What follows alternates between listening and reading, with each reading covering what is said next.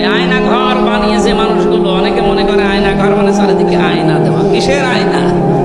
আমি ওই 10 দিনে কোনো আয়না কিছু পাইনি। এমন একটা ভয়ঙ্কর জায়গা। আমার আসমির স্ত্রী অন্য জায়গায় শেষ পর্যন্ত বিয়ে করে ফেলেছে গত বছর। কি জবাব দেবেন তার স্ত্রীর কাছে? এখন আপনি জালেমের পক্ষে কথা বলেন? কিছুই যদি না করা যায়, অন্তত আয়না ঘর যারা বানিয়েছিল আর এর সাথে যারা জড়িত তাদের এই এক অপরাধের কারণে ফাঁসি দেওয়া কোনো ব্যাপারই না। কত বড় জুলুম একটা! দুনিয়ায় বেঁচে থাকতেও জানে না যে আমি বেঁচে আছি কিনা। কখন শহর হয়, কখন আসর হয়, কখন দিন হয়, রাত হয়, কিচ্ছু বোঝা যায় না। আর মানুষ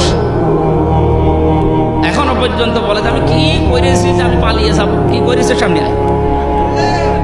কি করেছে তোরে আমি নিয়ে ওই জায়গায় তো মাত্র খালি তো 8 বছর না, শুধু 8 দিন আটকিয়ে রাখবো, এমনি মরে যাবো।